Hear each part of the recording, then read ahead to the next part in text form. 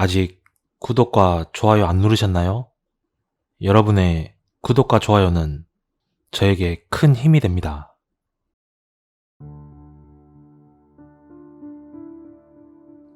30대에 접어들며 가장 먼저 생각나는 단어는 힐링이었다. 그만큼 내 육체와 정신은 지쳐 있었다.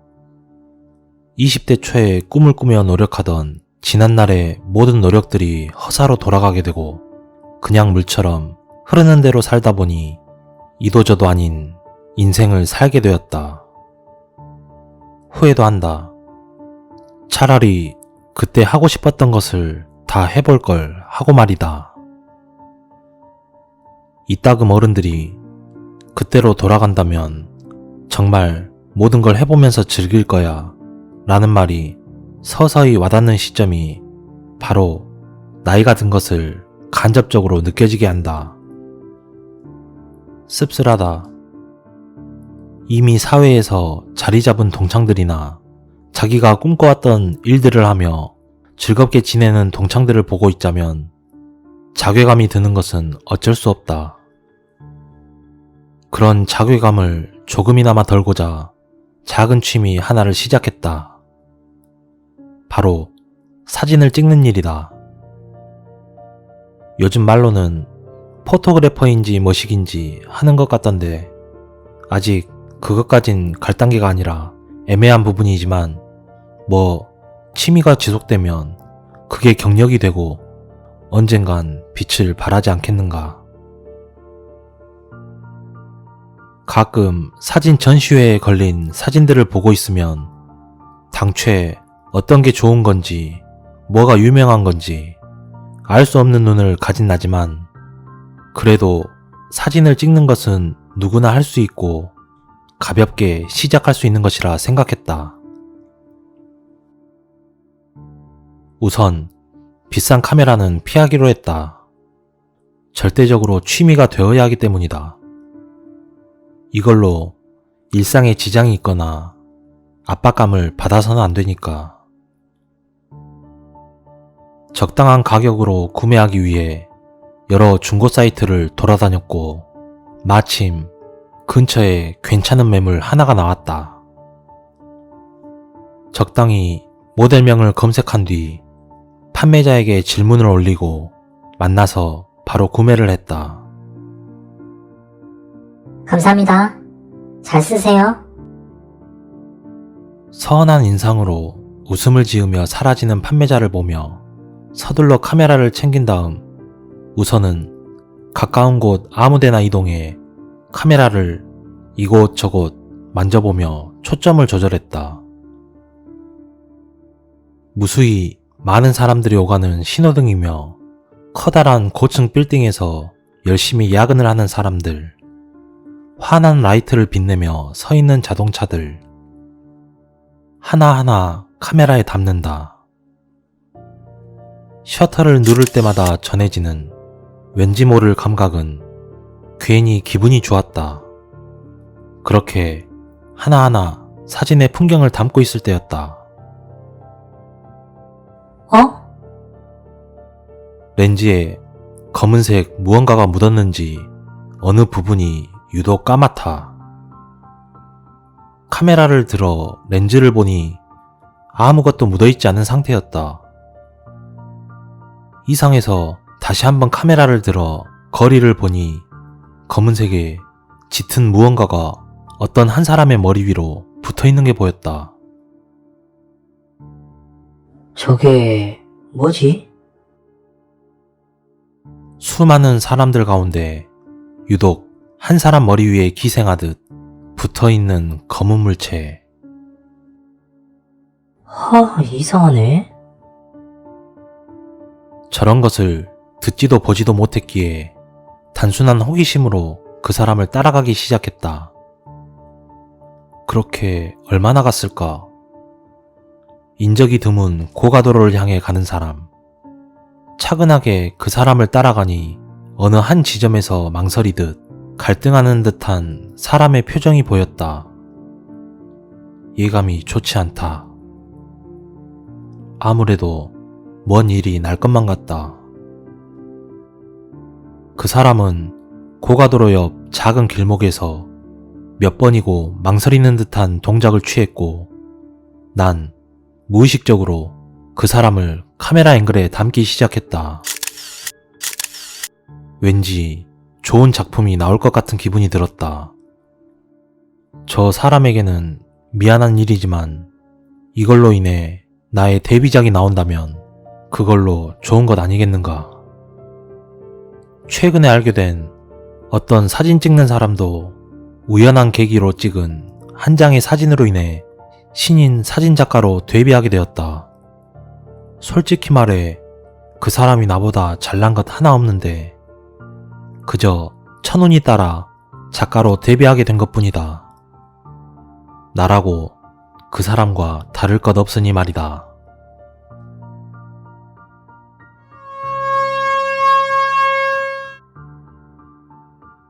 고막을 찢는 듯한 경적 소리에 화들짝 놀라 그 사람을 바라보았다. 찰나의 순간, 고가도로로 뛰어드는 데는 정말 순간이었다. 난 그것을 놓칠 수 없었고 열심히 셔터를 눌러대기 바빴다.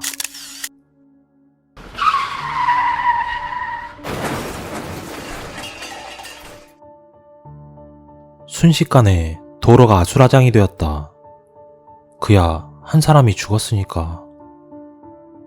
순간 씁쓸하고 더러운 기분이 들었다.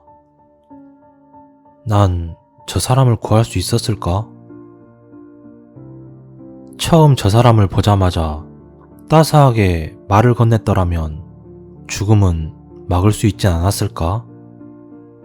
그러면서도 어떤 사진이 찍혔는지 확인을 하는 내 자신의 욕구가 무서웠다. 뭐야 이거? 카메라에 담긴 것은 그 사람이 도로에 뛰어든 게 아니라 밀쳐진 것이었다. 그 검은 물체에 의해서 말이다. 명백한 살인이고 억울한 죽음이지만 그것을 증명해낼 사람은 아무도 없을 것이다. 다시 한번 카메라를 들어 아수라장이 된 곳을 바라보니 그 검은 물체가 둥둥 떠다니며 이젠 시체로 변한 사람 위에서 고개를 부리듯 이리저리 움직이기 시작했다. 그러자 시체에서 하얀색의 연기가 피어올랐고 검은 물체는 그것을 잽싸게 낚아채 없애버렸다. 그 광경이 너무나 이상하고 더러운 기분이 들어 저절로 욕이 나왔다.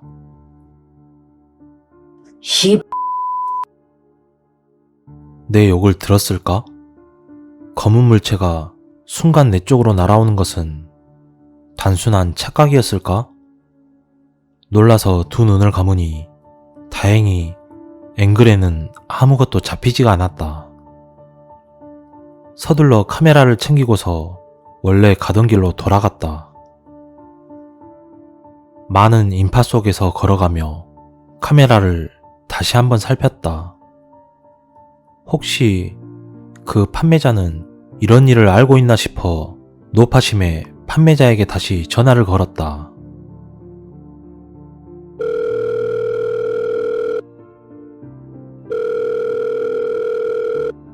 여보세요? 저 방금 구매자인데 예. 무슨 일이라도 있으세요?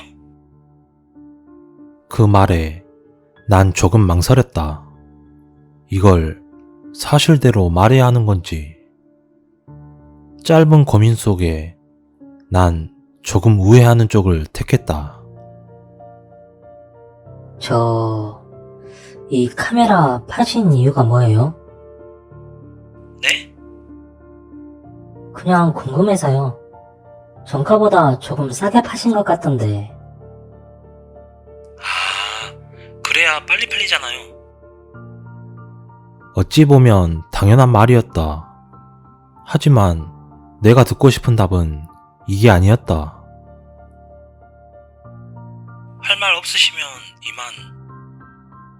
아, 예?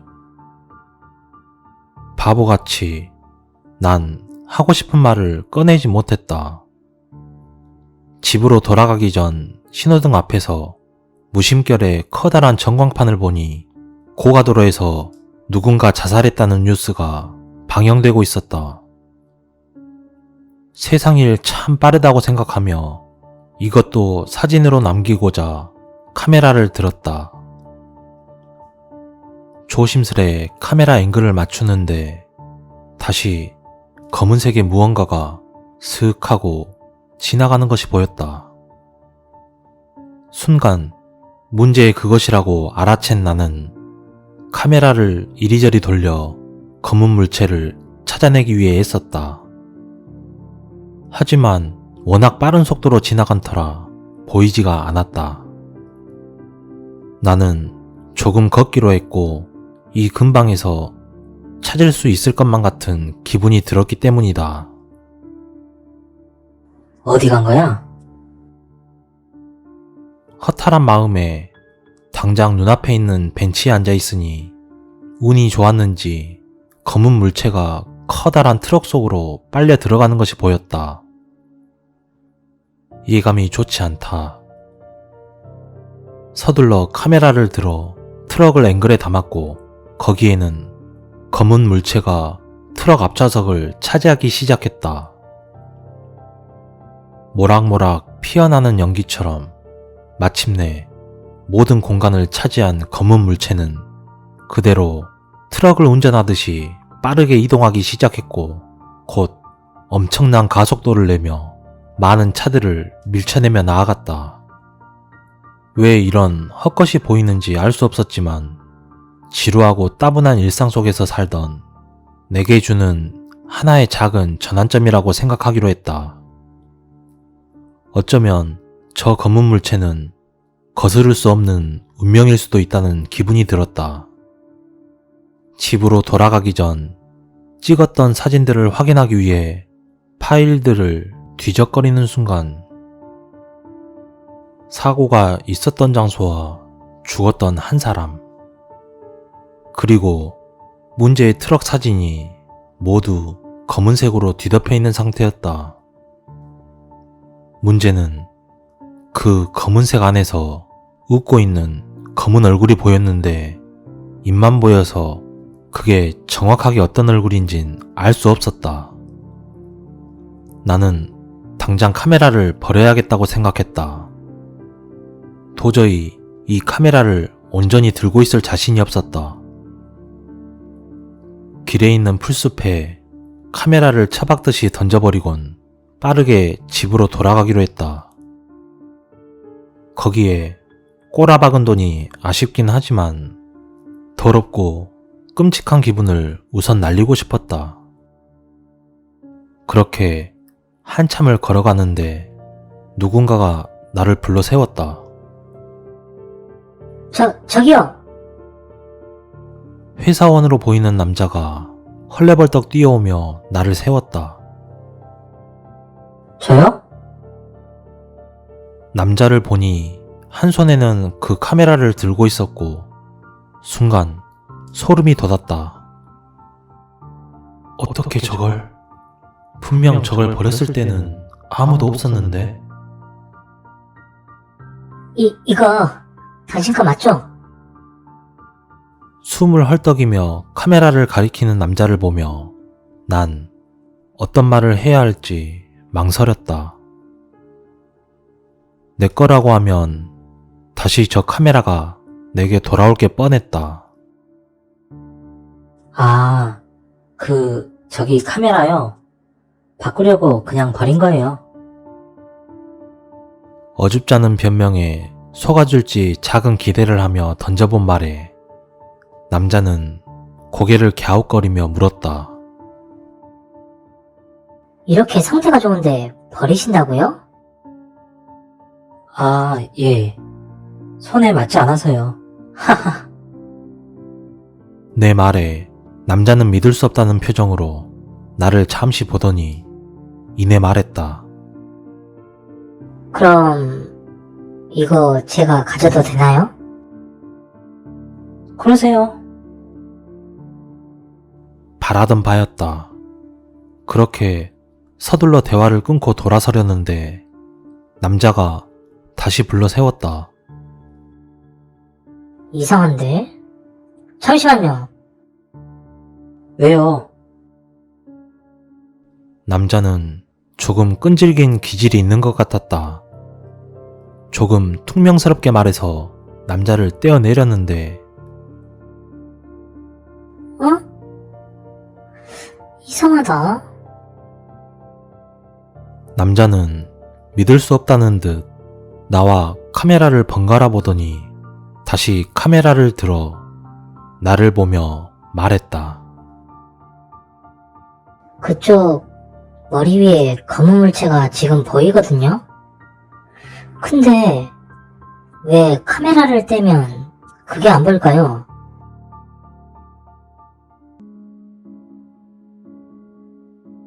내 목숨을 구해준 학생. 지금으로부터 20년 정도 된 일이야. 그 당시에 난 경북 구미에 살고 있었고 결혼해서 함께 살고 있는 와이프는 전남 완도에 살고 있었지. 요즘 사람들은 잘 모르는 PC통신이었던 천리안의 동호회 활동을 하면서 알게 되었고 그렇게 서로 사랑하게 되었어. 나는 그때 당시 차를 가지고 있었기에 항상 주말마다 구미에서 완도로 왔다 갔다 하는 게 일과였으며 내가 아는 완도로 가는 길은 한 가지뿐이었어. 88 고속도로를 타고 광주, 나주, 해남을 거쳐 남창까지 가면 완도가 나오게 돼. 지금은 길이 새로 닦여 많이 좋아졌지만 당시만 해도 나주만 벗어나면 완도까지는 차 2대가 겨우 비껴갈 수 있는 좁고 구불구불한 길이었지. 멀리 비치는 인가의 불빛들 뿐 가로등도 없었고 수도 없이 지나야 하는 야트막한 언덕길에서는 왠지 으스스한 느낌마저 드는 그런 길이었어. 구미에서 완도까지 가는 데만 대략 6시간이 넘게 걸렸어. 그날은 여름 장마철이었어. 토요일인데도 그날따라 일이 좀 많아서 퇴근이 늦었고 예정대로라면 다음날 일요일 새벽녘에 도착해서 잠깐 눈 좀 붙인 후에 그녀를 만나 일요일을 보내고 돌아올 생각이었지. 지리산 휴게소를 지날 때부터 장대 같은 비가 계속 쏟아졌고 광주에 도착했을 땐 이미 자정이 훌쩍 지나가 있었어. 천둥 번개까지 쳐가면서 비는 하염없이 쏟아지고 있었지.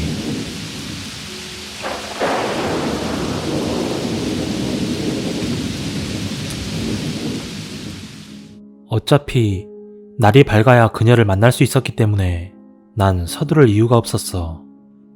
그녀가 사준 노래 테이프를 들으며 휘파람도 불어가면서 운전을 했어. 사실 난 비가 오거나 눈이 오는 날씨를 좋아해. 그렇게 13번 국도를 따라 고개를 하나 넘고 있었는데 이 고개만 넘으면 해남이야. 고개 커브길을 돌아가는 순간 내 차 헤드라이트에 웬 학생이 하나 보였어. 우산도 없이 오는 비를 다 맞아가면서 태연하게 손을 흔들었고 마치 택시를 잡듯이 너무도 자연스럽게 길가에 서서 손을 들었어. 그때가 아마 새벽 2, 3시 정도 됐던 걸로 기억해. 이 시간에 이 산속에 폭우까지 쏟아지는데? 난 별 미친놈도 다 있다고 생각하면서 그냥 지나쳤는데 스쳐 지나가면서 언뜻 본 그 학생의 눈빛이 뇌리에 꽂히고 말았어.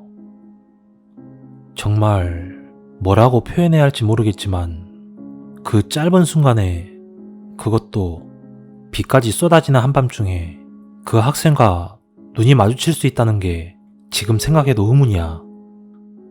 아무튼 왠지 찝찝하기도 하고 미안하기도 해서 어차피 좀만 가면 해남인데 태워주자는 생각에 차를 다시 돌리게 됐어. 나는 그 학생이 해남에 가는 거라고 생각했고 그건 너무도 당연한 생각이었지. 하지만 내 생각이 틀렸어. 그 학생은 스스럼 없이 조수석에 올라타더니 한마디 툭 던지는 거야. 아저씨, 땅끝마을요. 변성기를 거치지 않은 짧고 가녀린 음성. 그 한마디뿐이었어. 그러더니 창 쪽으로 고개를 돌려 밖을 쳐다보는 거야. 난 순간 어이가 없었고 혼자 속으로만 궁시렁대며 운전을 했지.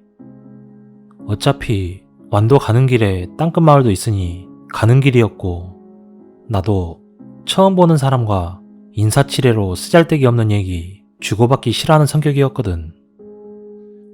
그래도 좀 괘씸하다는 생각은 들었어. 조수석 창에 비친 그 학생의 표정은 굉장히 슬퍼 보였어. 깜깜한 새벽이었고 비까지 내려 몇 미터 앞도 잘 안 보일 텐데 창에 비친 그 학생의 눈동자는 아주 먼 곳을 바라보는 듯 했어. 그 학생도 날 신경 쓰지 않아 보였고 난 옆에 아무도 없다 생각하고 콧노래를 흥얼거리며 계속 달렸어. 남창에 거의 다다랐을 즈음 비는 거의 잦아들었고 새벽녘의 안개가 자욱하게 끼기 시작했어. 마치 구름 속을 달리는 듯이 지독한 안개였지. 나는 잠시 망설였어. 이 학생을 땅끝마을까지 태워줄지 말지. 저 학생, 난 완도로 가야 하는데 어떡할래? 여기서 내릴래? 집까지 태워다 줄까? 그 학생은 나를 한번 돌아보더니 미소를 지어 보였어. 그 미소는 참 복잡한 미소였지. 슬픈 듯도 하고 모든 걸 통달한 도인 같기도 한, 암튼 좀 난해한 미소였어. 난 그 학생의 얼굴을 처음으로 봤는데 제법 준수한 외모였고 무엇보다도 창백해 보였어. 뭐 그럴만도 했지. 아무리 여름이지만 오밤중에 그 폭우 속에 서 있었으니 말이야. 난 걱정이 되어 한 번 더 물어봤어. 안 좋아 보이는데 괜찮겠어? 집까지 태워다 줄게. 어차피 난 시간 많어. 그러면서 차를 땅끝마을 쪽으로 돌리는 순간 괜찮다면서 여기서 가까우니 내려달라고 하는 거야.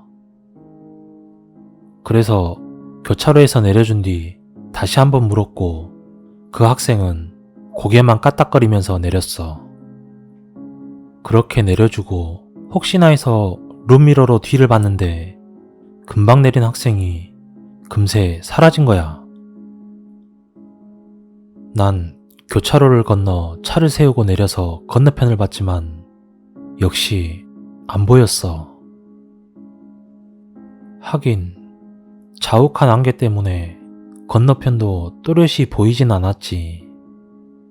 어두운 한밤중 자욱한 안개 속에 가로등 몇 개만 스멀거리는 외딴 곳에 혼자 있다고 생각하니 갑자기 좀 무서워졌어. 난 내리자마자 뛰어갔겠지 생각하고 서둘러 출발했어. 그렇게 완도 읍내에 도착하니 새벽 5시가 가까워졌어. 적당한 곳에 차를 주차시키고 창문을 조금 열어놓은 후에 의자를 뒤로 젖혀 잠을 청했어. 두어 시간 자고 일어나면 그녀를 만날 수 있다는 생각을 하면서 잠에 빠졌지. 그렇게 얼마를 잤을까? 창문을 두드리는 소리에 깨게 된 거야. 희뿌옇게 날이 밝아오는 가운데 그 학생이 창문을 노크하듯이 두드리면서 자고 있는 나를 들여다보고 있었어. 잠결에 눈을 뜬 나는 기절하는 줄 알았지. 너 집... 뭐야? 너 아직 여긴? 비몽사몽하며 말을 했더니 그 학생이 씩 웃더니 고마웠다고 그러는 거야. 아무도 태워주지 않았는데 내가 태워줬다고 고맙다며. 비 오면 88 고속도로로 가지 말아요. 비? 가지 마? 왜? 궁금해서 물어보는데 학생은 내 말엔 아랑곳하지 않고 가버리는 거야. 왠지 붙잡아야겠다는 생각에 차 문을 열려고 하는데 문이 안 열렸어. 문을 열려고 발악을 하다가 잠에서 깬 거야. 그건 꿈이었던 거지. 얼른 문부터 열어봤는데 다행히 열렸어. 하지만 이상하게 꿈이 너무 생생한 거야. 꿈에서처럼 희뿌옇게 날이 밝아오고 있었고 어디서부터 어디까지가 꿈인지 현실인지 한동안 헷갈렸어. 그냥 꿈이겠거니 스스로를 납득시키고 있었고 그 후로는 그녀와의 즐거운 일요일이었어. 즐거운 데이트를 하고 난 다음날 출근도 해야 했기 때문에 이른 저녁에 출발해야 했지. 헤어지기 전에 커피를 마시면서 그 학생을 태웠던 일, 꿈에서 학생이 했던 말, 지난 밤에 겪었던 일을 그녀에게 들려주게 된 거야. 그런데 낮 동안 화창했던 날씨가 갑자기 어두워지더니 저 멀리서 천둥 소리가 들려오고 있었어.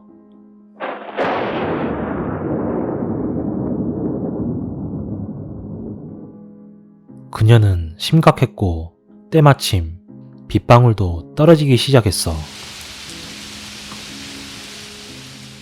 그러더니 그녀는 절대 88 고속도로로 가지 말라는 거야. 내가 아는 길은 거기 하나였는데 말이지. 뭐 순천으로 해서 구마 고속도로를 타고 가는 길이 있는 건 알고 있었지만 한 번도 그쪽으로는 가보질 않았었지. 아무튼 그녀는 기어이 약속까지 받아내고 나를 보내줬어. 처음엔 그냥 88로 가고 그녀에겐 순천으로 해서 갔다고 거짓말을 할까 생각도 했지만 그녀를 속인다는 게 내키지 않아 초행길이지만 순천 쪽으로 방향을 잡고 출발했어. 비는 계속 내리고 있었고 한참을 가던 중 마산을 지날 때쯤이었어. 라디오에서 흘러나오는 뉴스가 내 귓가에 들리게 된 거야. 고령터널 입구에서 유조차가 포함된 7중 추돌 사고가 발생했고 유조차는 뒤집어지고 사상자가 수명, 교통 통제가 되고 있다는 뉴스였어. 순간 만약 내가 88 고속도로로 갔다면 지금쯤 나도 그 근처를 지나고 있겠구나 하는 생각이 번쩍 들었어. 에이 설마 우연이겠지. 그렇게 또 스스로를 납득시키고 그 일은 그렇게 지나갔고 기억에서 잊고 있었어. 2년 동안은. 그 학생과 다시 얽힌 것은 그 일이 있고 2년이 지난 여름 휴가 때였지. 친구들과 휴가 날짜를 맞춰 땅끝마을로 휴가를 가게 된 거야. 사실 친구들에게 그녀를 자랑도 할 겸 소개해주기 위한 계획이었어. 땅끝마을에서 가까운 곳에 해수욕장도 있고 완도로 가서 바다 낚시도 할 계획이었지. 급하게 구하느라 조립식으로 대충 지은 허름한 민박에 간단한 짐들을 풀었어. 그런데 그날 밤에 나는 그 학생을 또 만나게 된 거야. 물론 그것도 꿈이었지. 너무 생생했지만. 꿈에서 그 학생은 화난 모습이었고 여긴 뭐하러 왔냐며 지금 당장 나가라면서 야단을 치는 거야. 그러다 잠에서 깼는데 시간이 꽤 지난 것 같았지만 겨우 새벽 2시밖에 되지 않았었어. 난 이번에는 꿈이겠거니 하고 넘길 수가 없어서 부랴부랴 자고 있는 친구들을 깨우기 시작했어. 친구들은 짜증이 이만저만이 아니었지. 그도 그럴 것이 잠든 지 2시간밖에 안 됐는데 깨웠으니 짜증 날 만도 했었지. 난 아직 잠에서 덜 깬 친구들에게 두서없이 꿈 얘기며 그 학생에 대한 얘기들을 중구난방으로 설명하면서 예감이 안 좋으니 빨리 나가자고 닥달하게 된 거야. 당연히 친구들은 나를 미친놈 보듯이 했고 한밤중에 꿈 얘기를 하면서 나가자고 하니 누가 봐도 제정신이 아닌 소리였지. 그래도 난 끝까지 고집을 피워 친구들을 하나씩 끌어내다시피 하면서 마당으로 나왔어. 끌려 나온 친구들은 마당 한켠에 있는 툇마루에 앉아 잠에 취한 표정으로 욕을 하면서 담배를 물고 피우고 있을 때였어.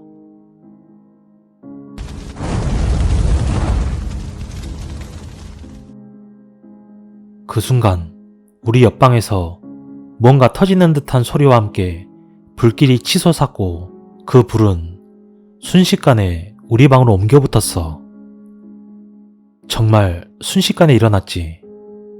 불은 정말 순식간에 번졌고 자고 있던 사람들은 팬티만 입은 채 급하게 뛰쳐나왔지만 이미 상당한 화상을 입은 상태였어. 나중에 알게 되었지만 병원에 실려간 사람 중에 결국 한 분은 돌아가셨다고 들었어. 그 화재 사건으로 우리들의 휴가 계획은 엉망이 되었고 난 그 학생 얘기와 꿈 얘기를 친구들에게 자세히 들려줬지. 그중 한 친구가 그 학생을 한번 찾아보자고 제안했고 어차피 휴가 계획은 다 망쳤으니 다들 그러자고 찬성을 하게 된 거야. 그렇게 동네 어른들을 찾아다니며 수소문한 결과 15년 전에, 그러니까 지금으로부터는 30년이 넘은 일이었지. 해남 근처에서 실족사한 고등학생이 한 명 있었다고 해. 여자친구에게 차이고 술에 취한 상태에서 도로 옆 절벽으로 떨어졌다고 하는데 자살이라고도 하고 사고라고도 하고 아무튼 의견이 분분했다는 거야. 사건 당시에도 명확한 결말이 나지 않았다고. 아무튼 그 학생 집이 땅끝마을에 있었고 아버지는 안 계시고 어머니와 단둘이 살았다고 하는데 그 일이 있고 어머님은 거의 미치다시피 해서 종적이 묘연해졌다고 해. 그 이상은 자세히 알 수가 없었고 그 후로 2번 다시 그 학생도 만날 수 없었어. 그 뒤로는 비가 억수같이 쏟아지는 날이면 가끔씩 그 학생이 생각나곤 해. 내가 정말 그 학생을 태워준 게 고마워서 내 생명을 살려준 건가 하고 말이야.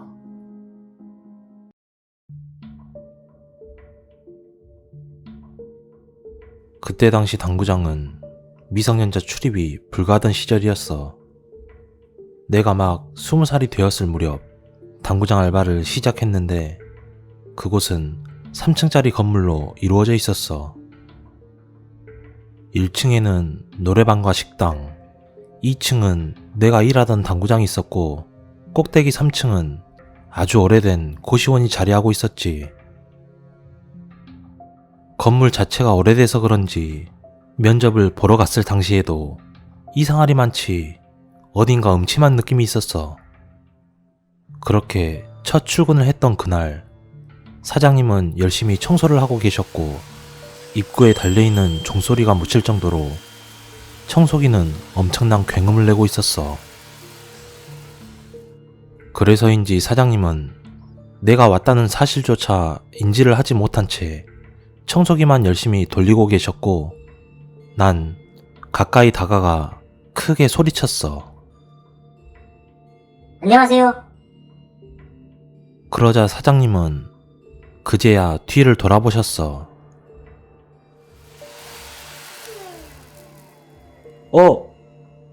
왔어요. 청소기 전원 버튼을 누르며 옆으로 잠시 치우셨어. 억수로 일찍 오셨네. 저쪽에 잠깐만 앉아 있어요. 나 여기만 돌리고. 네. 뒤를 돌아 당구장 내부를 돌아보며 현관 옆에 위치한 의자에 잠시 앉게 되었고, 면접을 봤던 당시에는 손님도 많고 매장이 워낙 시끌시끌해서 제대로 못 봤기에 난 그제야 매장을 둘러볼 수 있었지. 바닥에 깔린 카펫은 아주 저렴하고 오래된 것처럼 여기저기 얼룩이 져 있고 꽤나 지저분해 보였으며, 그제야 느껴지는 시큼시큼하면서도 쾌쾌한 냄새들. 흡연실이 따로 있지만 밤에는 손님들이 그냥 실내에서 담배를 피우는 것 같았어. 아이고, 이놈의 청소가 끝이 안 나네. 혹시 담배 펴요? 아, 네. 핍니다. 이리 와요. 그리고는 나를 흡연실로 데려갔는데 방금까지 맡았던 냄새의 2배는 된 것 같아. 골골 소리를 내며 돌아가는 환풍기는 얼마나 청소를 안 했는지 먼지를 잔뜩 머금은 채 돌아가고 있었고, 테이블은 여기저기 담뱃불에 지져서 누렇게 혹은 까맣게 그을린 흔적들이 난무했지. 당구장은 처음이라 했죠?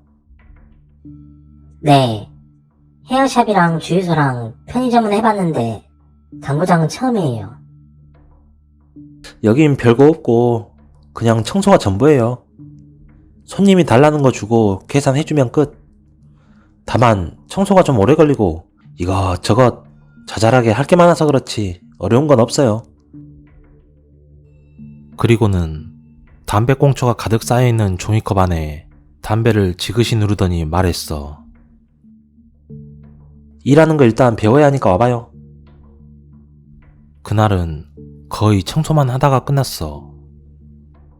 하루가 어떻게 지나갔는지 모를 정도로 정신없이 일을 배우고 7시가 되자 사장님은 나에게 이만 가보라고 했어. 자, 가게 열쇠예요. 내일은 혼자 해야 하는데 괜찮겠어요? 다 알겠어요? 네. 뭐 크게 어려운 건 없는 것 같아요. 그래요. 혹시나 뭐 막히는 거 있으면 전화 줘요. 낮에 자고 있긴 한데 한 2-3번 계속하면 받을 거예요. 조심히 들어가요. 그리고는 다시 음침한 계단을 내려와 어두워진 하늘을 보며 집으로 돌아갔고, 크게 어려운 건 없어 보였지만 무엇보다 근무 시간이 짧아서 괜찮았지. 주 6일 근무였지만 오전 늦게 출근해서 7시 정도면 퇴근을 하니 나름 꿀 알바라고 생각을 했어. 그때까진, 아무것도 모르던 그때까진. 다음날 10시 30분쯤 가게 건물에 도착하여 2층으로 올라가 가게 문을 열었는데 지금 생각해도 이해가 되질 않아. 앞에 아무것도 없는데 섬찟하면서 놀라본 적이 있는지 모르겠지만 난 그랬어. 가게 창문을 죄다 암막 블라인드로 막아놔서 대낮에도 어둡긴 했지만 딱히 무서울 게 없는 공간인데 그냥 놀라게 된 거지. 그렇게 문을 열고 가게 안으로 들어가는 순간 욕이 나와버렸어. 아무것도 없는데 말이야. 당시엔 내가 요새 술을 너무 많이 마셨나 생각하며 가게 불을 켜고 어제 배운 대로 청소를 하는데 이상한 기분을 자꾸 느꼈어. 입구에 누가 자꾸 서 있는 듯한 느낌이 들어 돌아보면 없고, 종소리가 들리는 것 같아 입구를 보면 아무도 없고, 청소기에 그 엄청난 굉음 속에서도 구두굽으로 카펫을 밟는 소리가 들려 돌아보면 역시나 없고 반복이었지. 다음 날도 그 다음 날도. 그리고 가장 이상했던 건 거기서 일한 지 2주 정도 될 때였어. 평소와 다를 것 없이 가게 문을 열고 안으로 들어가는데 첫 출근했던 그날처럼 뭔가 섬찟한 기분이 들었어. 왜 자꾸 이런 기분이 드는 거지? 그렇게 안으로 들어가 불을 켜고 청소기를 열심히 돌린 후에 화장실 청소를 시작했지. 물에 락스를 희석해서 구석구석 솔질해가며 청소를 마쳤고 방향제를 뿌리고 화장실 바닥 전체에 물을 한번 뿌려준 다음 문을 닫고 담배를 피우려고 흡연실로 가는데 화장실 안에 락스통을 두고 나온 게 떠올라 다시 뒤를 돌아 화장실을 봤는데 글쎄 화장실 문이 떡하니 열려 있는 거야. 내가 안 닫았나?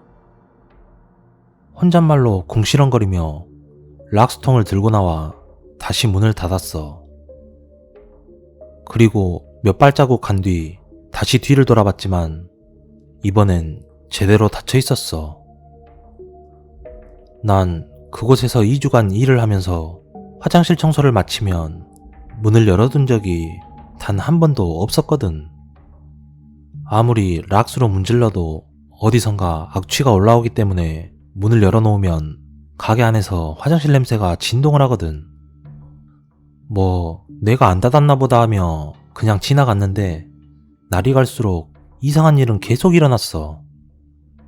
보통 내가 가게 오픈을 하고 사장님이 야간에 나와 일을 하는데 내가 오픈을 하면 가게는 언제나 청소는 안 됐어도 큼지막한 정리는 돼 있는 편이었거든. 하루는 내가 흡연실 청소를 하기 위해 환풍기를 켜고 의자를 살짝 앞으로 밀어낸 채 허리를 숙여 구석에 있는 먼지를 꺼내려고 빗자루질을 하다가 문득 고개를 들었는데 의자가 나를 향해 바라보고 있는 거야. 분명 나를 등 돌리게 밀어놨는데 스스로 몸을 돌려 내 쪽을 보고 있는 거야. 좌우로 돌아가는 의자가 아닌 고정식이었기에 그 상황 자체가 너무 소름이 돋았어. 마치 왜 돌리냐고 물어보듯 의자가 나를 향해 있는데 미처 허리를 다 펴지도 못하고 어정쩡한 자세로 멍하니 의자만 바라보고 있었고 환풍기 돌아가는 소리만 들리는데 너무 무서웠어. 이 대낮에 이게 뭔 상황인가 싶기도 하고 가게 문을 열어놓고 도망갈 수도 없는 노릇이니 오만 생각이 오가는 와중에 때마침 손님들이 들어오는 소리가 들려 난 그곳에서 얼른 나와버렸지.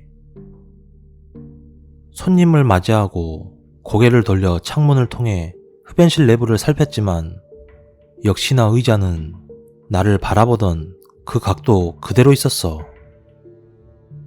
이쯤 되니 슬슬 무서워지기 시작하는 거야. 화장실 문이 스스로 열리질 않나. 고정식 의자가 멋대로 움직이질 않나. 아무래도 여기서 오래 일 못하겠다 싶어 그날 사장님께 솔직히 말을 하게 됐어. 출근 첫날부터 지금까지 기분이 너무 이상하다며 지금까지 일어났던 일들을 하나하나 말씀드렸는데 사장님은 뭔가 알고 있는 듯 내게 말씀하셨어.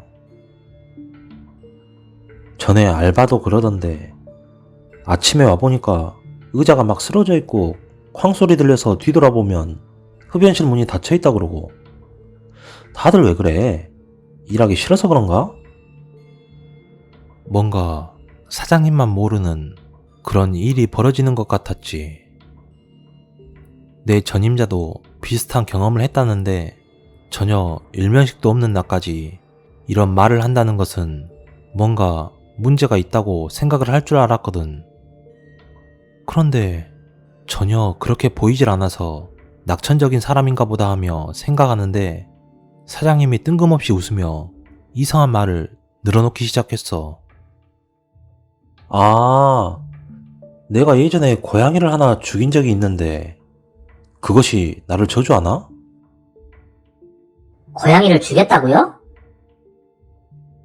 아니, 맨날 입구에 서서 밥 주라 하는 건지 야옹야옹 거리는데 너무 시끄러워서 나가라고 발로 확 찼더만 1층에 서서 눈을 똑바로 뜨고 나를 막 죽일 듯이 쳐다보더만 죽었는가 어쨌는가 몰라? 그 이야기를 듣고 나는 사장과 크게 탈없이 관두고 나왔지만 아직까지 그곳에서 영업을 하는지는 잘 모르겠어. 문득 어머니가 은연중에 해주셨던 말이 떠올랐지. 고양이는 영물이라 자기한테 해코지를 하면 반드시 복수한다고. 베란다에서 본 앞집. 나는 대구에서 대학교를 다니는 자취 중인 20살 대학생이며 4월 달에 실제로 겪었던 실화야. 올해 대학 때문에 대구에 와서 자취를 하기 시작했어. 처음에 내가 살고 있는 집을 보러 왔을 때는 집 주변에 산이 있었으며 집 바로 옆에는 다른 원룸 건물이 새로 짓고 있어서 공사 중이다 보니 밤엔 조금 무서울 것 같았지만 찾기 어려운 신축 건물이었고 무엇보다 깨끗해서 이 집으로 결정을 하게 됐어.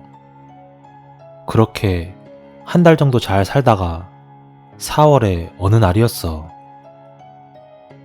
친구와 같이 새벽까지 술을 마셨고 새벽 2시경 집에 들어와 간단하게 씻고 베란다에서 창문을 열고 담배를 한 대 맛깔나게 피우고 있었어.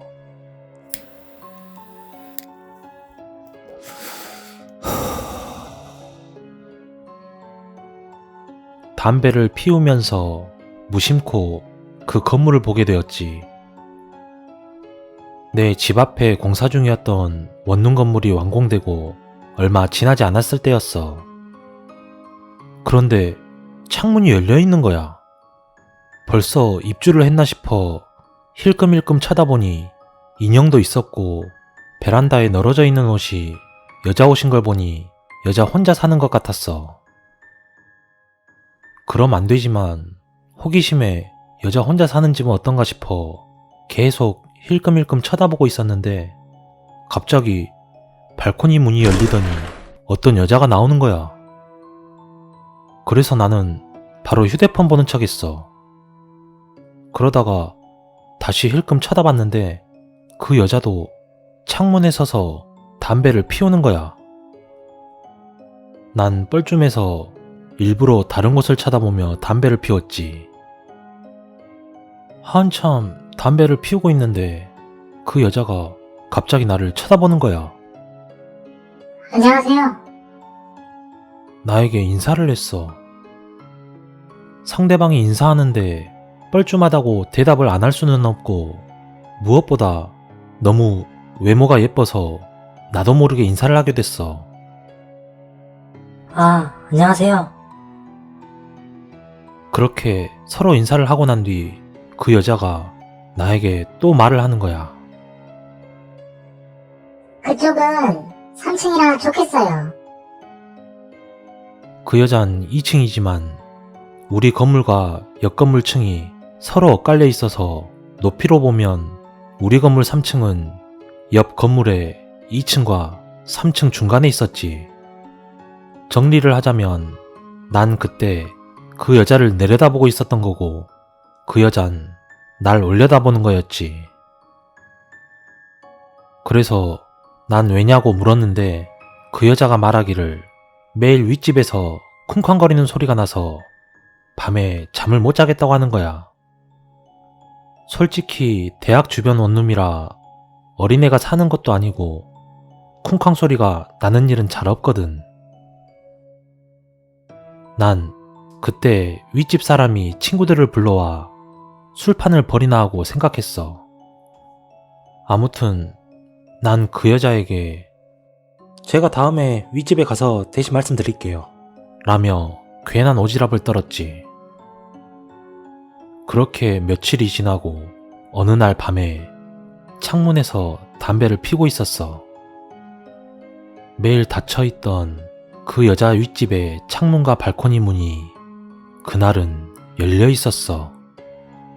항상 창문까지 닫혀 있었는데 열려 있는 걸 보니 괜히 궁금해지는 거야. 그래서 힐끗 쳐다보니 방 안에 불은 전부 꺼놓고 TV만 켜 있었어. TV가 켜 있는 건 어떻게 알았냐면 앞서 말했듯이 우리 건물과 옆 건물은 층이 엇갈려 있어. 같은 3층이라도 난 옆 건물 3층을 보려면 살짝 위로 올려다봐야 하거든. 아무튼 위치상 당연히 TV가 있다는 건 확실히는 못 봤지만 불을 끄고 TV를 볼 때 TV에서 나오는 그 불빛, 장면이 바뀔 때마다 빛의 밝기도 달라지고 색도 달라지는 그 불빛 때문에 TV가 켜 있다는 걸 알았거든.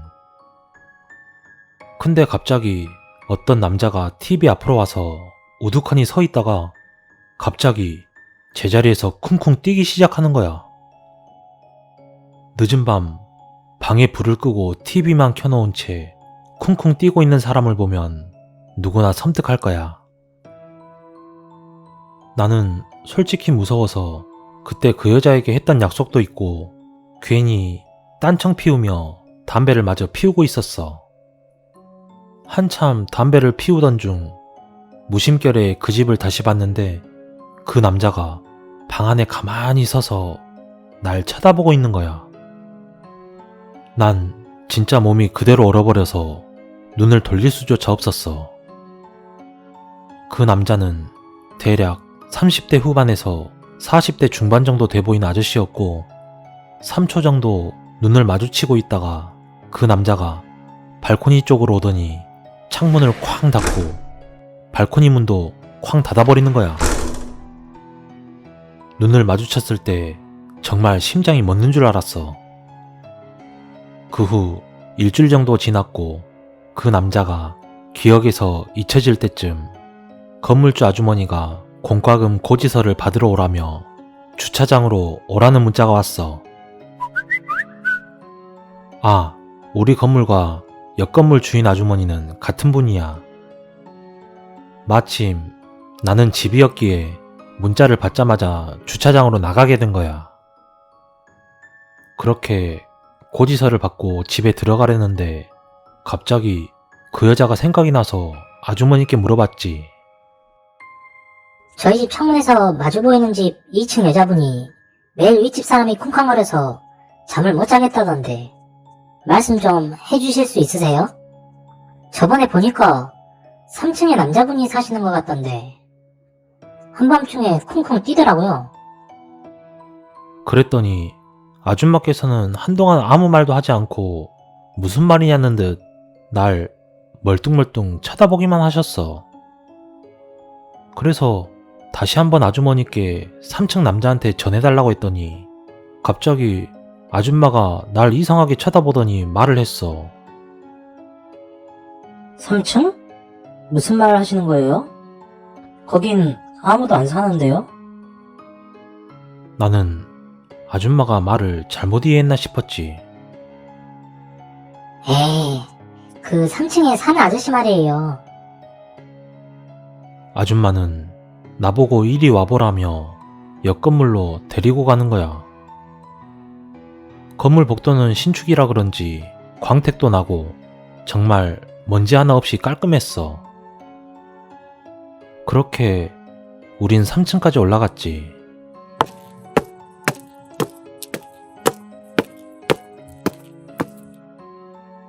학생집 창문에서 정면으로 보이는 이 건물 3층은 위치상 이 집이거든요? 그러더니 계단에서 가장 가까이 있는 집 문을 열기 시작했어.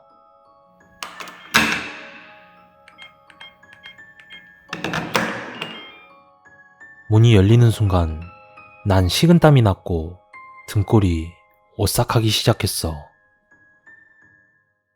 눈앞에 보이는 그 집은 TV는커녕 벽지도 안 붙어있는 그냥 맹건물이었어.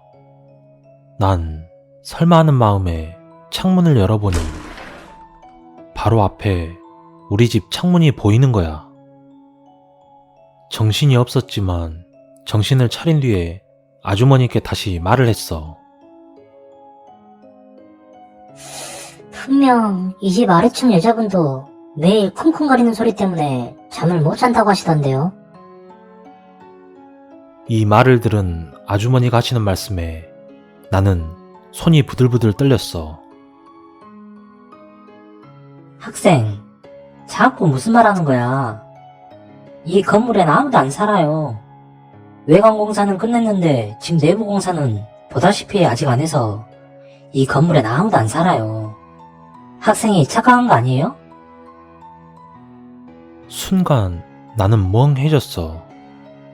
분명 착각이라기엔 내가 두 눈으로 똑똑히 봤던 3층 남자와 그 집에 있던 TV, 내가 봤던 2층 여자와 그 집에 있던 회색 고양이 인형, 침대, 책상, 빨래들은 아무리 생각해도 잘못 본 것은 아닌데 말이야. 난 그 이후로 밤에는 지금까지도 창문을 열어본 적이 없어. 정말 더운 여름에도 에어컨을 켜고 단 한 번도 창문을 밤엔 열지 못해.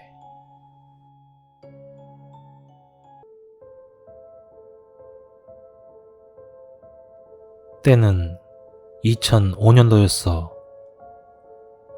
고등학교를 졸업한 지 얼마 되지 않았던 난 고액 단기 아르바이트를 찾고 있었어. 요즘은 아르바이트를 알선해주는 여러 사이트들이 넘쳐나지만 그때는 그냥 주변 사람에게 물어물어 찾거나 인력 사무소에 가서 막일을 하는 수준이었어. 그래서 고액 단기 알바라고 한다면 대부분 시체 닦기나 생물학적 동등성 실험, 즉 마루타 혹은 동태잡이라고 철도에서 자살한 사람들의 시신을 처리하는 것들이 고액 알바랍시고 소문을 타고 돌아다녔어. 사실을 말하자면 시체 닦기라든가 동태잡이 같은 알바는 없는 것이나 다름없었어. 구하는 것도 어려울 뿐 아니라 실제로 아르바이트생에게 맡길 일들은 아니었고 그 당시 딱히 먹고 살기 편한 시절도 아니었거든. 월드컵도 넘기고 한창 외환위기를 극복하는 시절이라고는 하지만 서민들의 실상은 결코 그렇지 않았지.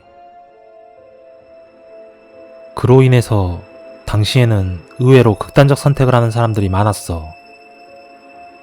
그 때문에 시체 닦기니 동태잡이 같은 아르바이트가 있다는 소문이 돌았던 거지. 나 역시도 대학에 입학하기 전에 등록금이라도 좀 벌어보고자 아르바이트를 결심했는데 최소한 3달 정도 빡세게 일한 다음 2학기쯤 휴학하고 군대에 입대할 생각이었기 때문에 군대 가기 전 여름방학에 해외여행을 가고 싶어 빡세게 돈 벌 생각을 했었어. 더군다나 대학 등록금도 매우 가파르게 상승했기에 부모님에게 눈치가 보이는 것도 좀 있었지. 하여간 그런 와중에 친구에게 연락이 왔어. 자신이 알바 자리를 하나 구했는데 매우 고액 알바라고 했었지. 최저 시급도 지금의 절반도 안 되던 시절이었는데 하루에 10만 원을 주겠다는 파격적인 일이었어. 무슨 일인데? 일당 10만 원. 약 3일 정도 일을 하기 때문에 30만 원 정도는 한 번에 벌 수 있고 딱히 기술도 필요 없다고 했기 때문에 너무 좋은 게 아닌가 싶어 궁금했었어. 그러니까 청소 일인데 요약하자면 집을 청소해주는 일이었어. 하지만 사람이 죽은 집을 청소하는 일이었지. 물론 절대 쉬운 일은 아니었어. 그냥 죽은 게 아니라 대부분 자살하거나 노인 혼자 살다가 죽어서 집 전체를 뜯어내 새로 시공하는 일이었으니까 말이야. 그나마 겨울이기 때문에 괜찮다고 말하는데 방이 냉랭하기 때문에 여름처럼 파리가 알을 까서 구더기가 기어나오는 꼴 같은 건 없을 거라고 했거든. 하지만 사람이 죽으면 온갖 오물이 나와서 바닥을 오염시키는 데다 그 누구도 사람이 죽은 집에 집기를 사용하고 싶지 않기 때문에 아예 내부의 가구들을 전부 뜯어내고 벽지부터 바닥까지 새로 하는 일이었어. 오케이. 언제부터야? 20살 초반에는 무슨 일이든 짧고 돈만 많이 주면 혹하는 게 대부분이라 나 역시도 아무 생각 없이 친구를 따라가게 된 거지. 좀 더 생각을 해봤어야 하는 건데 말이야. 그렇게 도착한 곳은 서울의 한 주택가였어. 좁은 도로 옆으로 낡은 빌라들이 가득 들어찬 곳이었어. 이런 일을 할 때는 여기서 무슨 일이 일어났는지에 대한 얘기는 불문율이었지. 그 누구도 그런 얘기를 하려 하지 않고 물어보면 되려 화를 냈었어. 그런 주의사항을 들었기 때문에 난 그저 묵묵히 벽지를 뜯어내고 장판을 드러냈어. 친구는 전날 술이 떡이 되게 마셔서 오지 못했고 나 혼자 오게 되었는데 그 덕인지 더더욱 서먹했어. 나보다 나이 많은 형이 그나마 말을 걸어주지 않았다면 그날 하루 종일 내가 할 수 있는 말은 얘 밖에 없었을 거야. 물론 그런 말 몇 마디도 별로 많지 않아서 정말 입 닫고 일만 했었어. 하지만 속에서는 알 수 없는 불길함이 엄습했어. 15평? 17평 정도 되는 작은 빌라였는데 정말 오래된 건물인지 천장도 낮고 화장실의 타일은 누렇게 변색되어 있었어. 그런데다가 바닥의 장판들은 어째서인지 딱 보기에도 새카맣게 얼룩이 져 있었는데 잘 알 수는 없지만 그것이 핏자국이라는 생각이 강하게 들었어. 그 자국들이 방 여기저기 잔뜩 묻어 있었고 안방은 매우 넓게 퍼진 모습. 거실은 여기저기 흩뿌려진 모습이었어. 이 집의 방은 2개였으며 하나는 안방, 하나는 아이들 방인데 아이들 방에는 작은 2층 침대가 있었어. 거기엔 피는 묻어있지 않았지. 어차피 버리는 가구들이었기에 빠루나 해머를 들고 박살을 냈어. 이런 시끄러운 공사를 하면 주변에서 항의가 들어올 텐데 주변 사람들은 그저 구경 나와서 잡담을 늘어놓을 뿐이었고 큼직큼직하게 박살낸 물건들을 계단을 통해 들고 내려와 화물 트럭 위에 싣고 있는데 구경 나온 아줌마들이 말하는 소리가 들렸어. 아휴, 애들은 뭔 죄래. 그러니까 민승이 아빠가 하여간 못돼 먹은 양반이라니까. 딱 봐도 알잖아요. 난 쓰레기를 던져놓고 땀을 식히는 척하며 담배 하나 물고 서서 아주머니들 말에 귀를 기울였어. 무슨 일인데요? 에고, 지은이 엄마는 잘 모르지? 저 집에 요약하자면 중소기업 사장이었던 아저씨가 외환위기로 부도를 맞고 이곳에 들어왔다가 빚쟁이들에게 시달리는 별로 대단할 것 없는 얘기였어. 나름 열심히 살면서 빚을 갚아나갔는데 막내가 무슨 병에 걸렸다고 하는 거야. 그래서 아버지라는 사람이 결국 생활고를 못 이겼는지 잠자는 아내를 장도리로 내리쳐 살해하고 아이들은 목을 졸라 살해한 다음 본인도 농약을 먹고 죽었다는 얘기였어. 그 당시에 이런 뉴스가 심심치 않게 들려오던 시기라 그냥 그럴 법하다는 생각이 들었어. 애가 무슨 잘못이야. 아줌마들 얘기를 듣고 기분만 잡쳐 다시 작업하는 곳으로 올라갔는데 아까보다 더 오싹한 기분이 들었어. 그렇게 한참 일을 하고 저녁 9시에 일이 끝났어. 일 끝나고 아저씨들이랑 형은 술 한잔 한다는데 난 너무 피곤해서 먼저 가겠다고 하고 그 빌라 앞에서 헤어졌어. 그렇게 동네를 벗어나서 버스를 타려고 반대쪽으로 가게 됐어. 흉흉한 사건이 일어나서 그런가 정말 인적이 없었어. 뭐랄까, 마치 게임 사일런트 힐의 도시처럼 적막하고 으스스한 느낌이 들었어. 그때 왜 그랬는지 모르겠는데 뒤를 돌아보면 안 될 것 같은 느낌이 확 들었어. 근데 나도 모르게 뒤를 돌아보게 됐어. 뒤를 딱 돌아봤는데 누군가 후다닥 숨는 게 보였어. 아니, 보인 건지 느낀 건지 모르겠지만 그런 느낌이 확 들었어. 진짜 갑자기 등줄기를 타고 찌르르한 기운이 확 올라오는 거야. 결국은 그렇게 골목을 벗어났고 버스를 타고 집으로 돌아오는데도 계속 뒤가 근질거렸어. 내 뒤에는 분명 사람이 타고 있는데 사람 말고 다른 게 있는 것 같은 정말 멋 같은 기분이 들었어. 그때 느꼈지. 내일부턴 일 안 가야겠다고 말이야. 어차피 일당은 당일 나한테 현금으로 지급하는 것이었고 소개비를 떼는 것도 아니었기 때문에 내일부터는 좀 미안하더라도 일 못 나간다고 연락을 해야겠다는 생각이 들었어. 그렇게 근처 지하철역에 도착하고 차에서 내리는데 이 빌어먹을 눈이 제멋대로 아까 내가 앉아있던 쪽을 바라보게 된 거야. 그리고 거기서부터 악몽의 시작이었지. 맨 뒷좌석에 애엄마로 보이는 여자랑 애들 둘이 앉아있었는데 어디 상처가 보이는 것도 아니고 귀신 같은 모습도 아니었는데 절대 사람 같지 않은 느낌이 확 드는 거야. 그 다음부터 진짜 집까지 정신없이 뛰어서 들어온 것 같아.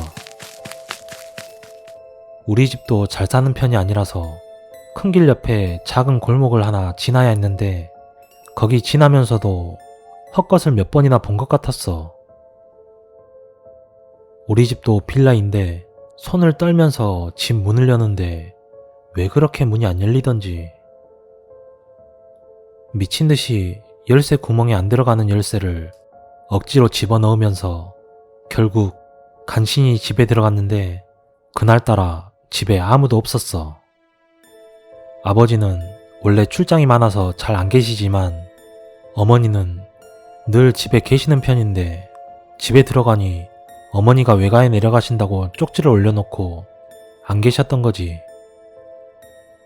난 그거 보자마자 바로 집안에 불 다 켜고 내 방에 들어가서 침대 구석에 몸을 딱 붙인 채로 문만 쳐다보고 있었어.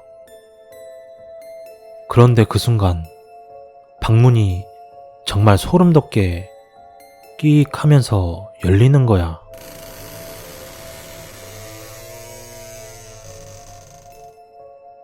내가 긴장하면 손톱으로 손가락을 긁는 버릇이 있는데 진짜 미친듯이 긁었던 것 같아. 너무 무서워서 다시 거실로 후다닥 뛰어간 다음에 TV를 켜놓고 볼륨을 올린 다음 내 방으로 들어와서 컴퓨터를 켜고 다운받아 놨던 애니메이션을 켜놨어. 애니를 보려는 게 아니라 그냥 그 적막감이 너무 싫었던 거지. 어차피 내일 일도 없고 해서 잠도 안 자고 그날 밤을 버틸 생각으로 침대 구석에 쭈그리고 앉아서 방문만 바라봤어. 문을 다시 닫을까도 했지만 문을 닫으면 또 열릴까 싶어서 아예 활짝 열어놨어. 그렇게 얼마나 지났을까? 갑자기 우리 집에 창고로 사용하는 방이 하나 있는데 거기서 뭔가 덜그럭하면서 떨어지는 소리가 들린 거야. 가야 하나 말아야 하나 한참 고민하다가 칼 하나를 꺼내서 나갔어. 그 당시에 군용 라이플을 모으는 취미가 있어서 내 방에 칼이 몇 자루 있었는데 그 중에서 가장 흉측하고 커다란 서바이벌 라이플을 꺼내서 손에 꽉 쥔 채 창고방으로 갔어. 창고방은 불도 안 켜놨고 문도 닫은 상태였는데 오금이 저린다고 해야 하나? 여튼 굉장한 긴장감이 들었어. 난 문을 살짝 열고 발로 확 밀면서 문에서 떨어졌어. 다행히 창고 안에는 별거 없었지. 난 한숨을 내쉬면서 내 방으로 돌아갔어. 근데 생각해보니까 이상하리만치 너무 조용한 거야. 내 방에 돌아가고 생각해보니 이상한 거지. 난 분명 거실에 TV도 켜놨고 컴퓨터에 애니메이션도 틀어놨는데 이상하게 조용한 거야. 그렇게 내 방에 들어가 놓고 다시 침대로 올라가지도 못한 채 가만히 서 있었어. 그때 분명 집안인데 스산한 바람 같은 게 귓가를 스치는 거야. 그리고는 여자 목소리가 들렸지.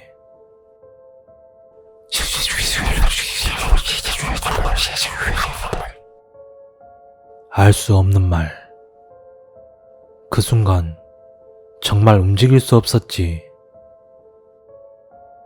한참을 그 목소리 때문에 움직이지도 못하고 엉거주춤 선 그 자세에서 계속 그 목소리만 듣고 있었어. 그런데 그때 다리 쪽에서 이상한 느낌이 들기 시작했어. 진짜 보지 말았어야 했는데. 난 슬금슬금 다리 쪽을 내려다보는데 어린 남자애가 마치 수영장에 떠있는 것처럼 우리 집 바닥에 반쯤 잠겨서 날 쳐다보고 있었어. 나와 눈이 마주쳤는데 날 보면서 씩 웃는 거야. 근데 그 입술이 귀 밑까지 쫙 찢어지는 거 보고 바로 냅다 뛰어서 집 밖으로 나갔지. 신발도 없이 위도 하나 걸치지 않은 상태에서 집 밖으로 뛰어 큰 길로 미친 듯이 나갔어. 그리고는 술집을 찾아 들어가서 밤새도록 거기서 술을 마셨어. 그 이후로는 다시 나타나지는 않았어. 가끔 그 생각하면 등골이 오싹하면서 뒤에 뭔가 있는 기분이 들기도 해. 고액을 준다는 것에 현혹되지 말고 알바는 가려가면서 했으면 좋겠어.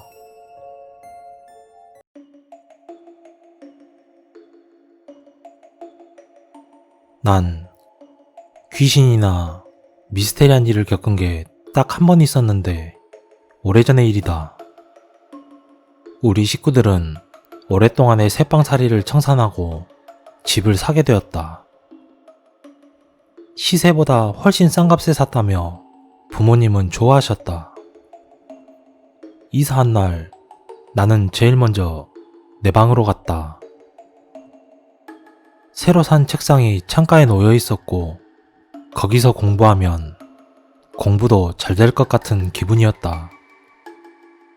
여긴 너 방이니까 청소도 너가 하고 깨끗이 정리해야 한다. 어머니는 나에게 말을 해주곤 남은 짐 정리를 하러 가셨고 난 별거 아닌 일에도 방실방실 웃음이 나왔다. 드디어 내 방이 생겼다는 기쁨은 이루 말할 수 없을 정도였다. 그렇게 하루 종일 짐 정리를 하느라 피곤했지만 기분은 아주 좋았다. 그렇게 이사 온 기념으로 저녁에 불고기 파티를 하기로 했고 나는 부엌에서 음식을 만드시는 어머니를 도와드리게 되었다. 지영아, 간장 좀 줘.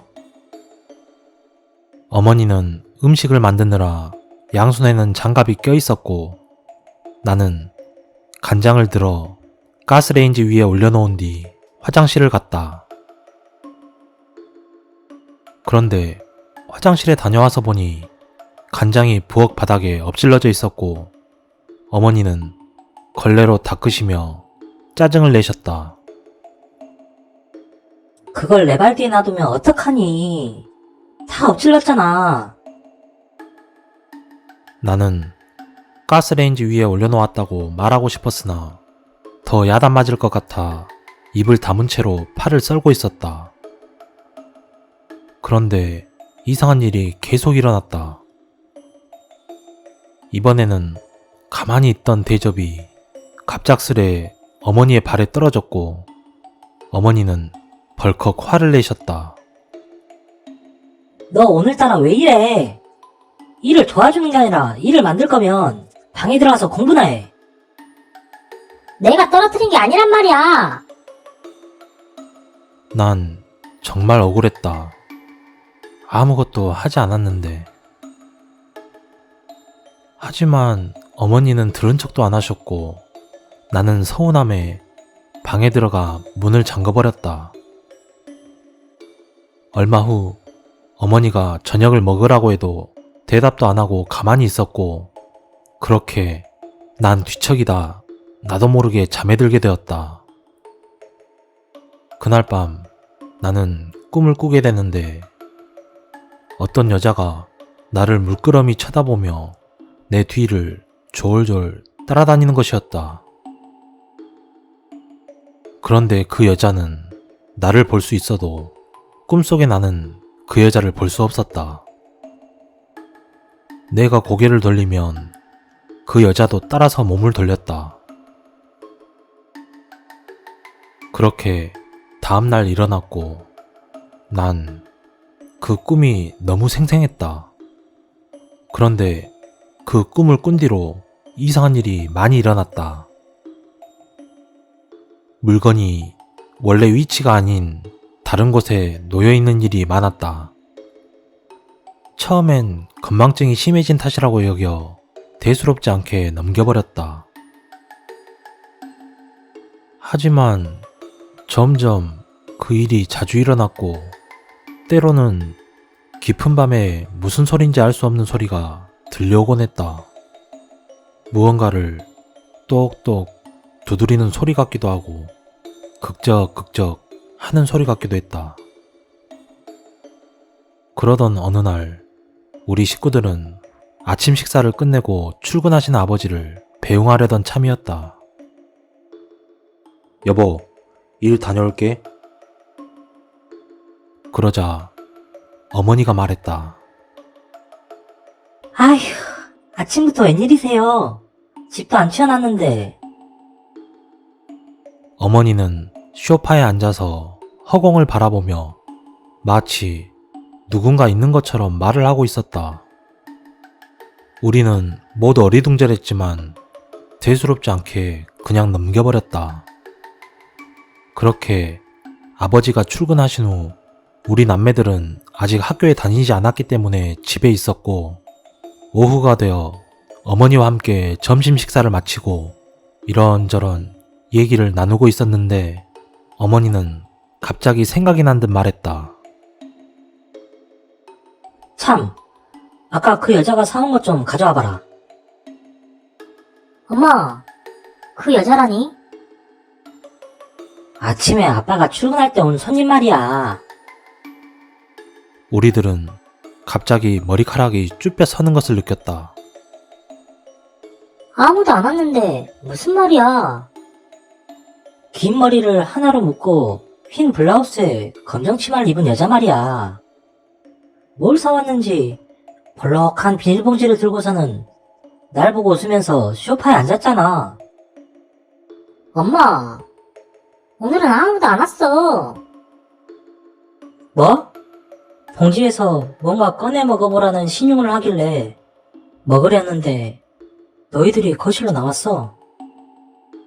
그래서? 너희들을 보곤 그냥 나가버리더라.